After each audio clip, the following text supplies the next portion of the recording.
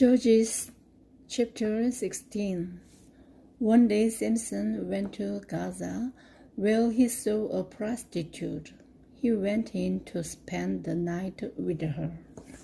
The people of Gaza were told, "Samson is here."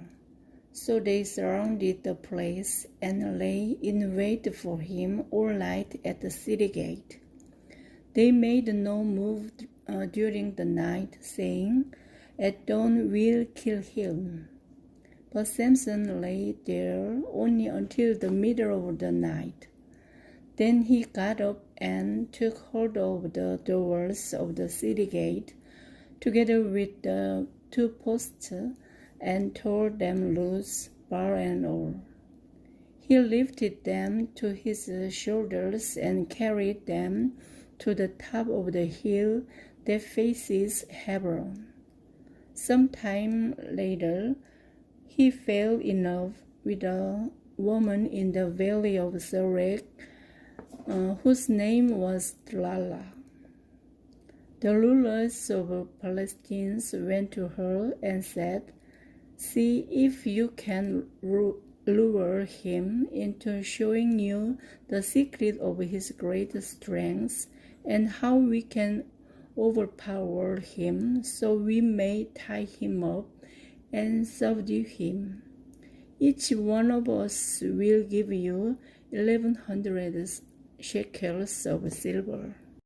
So Delilah said to Samson, "Tell me the secret of your great strength and how you can be tied up and subdued." Samson answered her, "If anyone ties me with 7 fresh bowstrings that have not been dried, I'll become as weak as any other man." Then the rulers of the Philistines brought her 7 fresh bowstrings that had not been dried, and she tied him with them. With men hidden in the room, she called to me, "Samson, the Philistines are upon you." But he snapped the bowstrings as easily as a piece of string snaps when it comes close to a flame. So the secret of his strength was not discovered. Then Delilah said to Samson, "You have made a fool of me. You lied to me. Come now, tell me how you can be tied." He said, "If anyone ties me securely with new ropes that have never been used, I'll become as weak as any other man." So Delilah took new ropes and tied him with them. Then, with men hidden in the room, she called to him, "Samson, the Philistines are upon you." But he snapped the ropes off his arms as if they were threads. Delilah then said to Samson, "All this time you have been making a fool of me and lying to me. Tell me how you can be tied." He replied, "If you weave the 7 braids of my head into the fabric on the loom and tighten it with the pin, I'll become as weak as any other man." So while he was sleeping, Delilah took the 7 braids of his head, wove them into the fabric, and tightened it with the pin. Again she called to him, "Samson, the Philistines are upon you." He woke from his sleep and pulled up the pin and the loom with the fabric. Now the rulers of the Philistines assembled to offer a great sacrifice to Dagon their god and to celebrate, saying, "Our God has delivered Samson, our enemy, into our hands."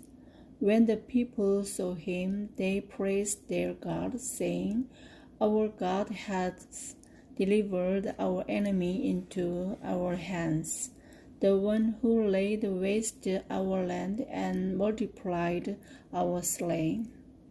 While they were in high spirits, they shouted, "Bring out Samson to entertain us." So they called Samson out of the prison, and he performed for them.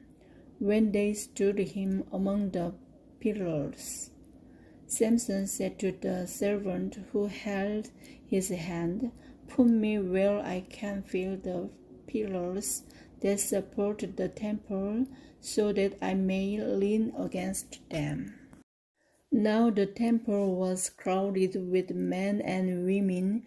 All the rulers of Philistines were there, and on the roof were about 3,000 men and women watching Samson perform. Then Samson prayed to the Lord, "Sovereign Lord, remember me. Please, God, strengthen me just once more, and let me with one blow get revenge on the Philistines for my 2 eyes." Then Samson reached toward the 2 central pillars of which the temple stood, bracing himself against them, his right hand on the one and his left hand on the other. Samson said, "Let me die with the Philistines." Then he pushed it with all his might, and down came the temple on the rulers and all the people in it. Thus he killed many more when he died than while he lived.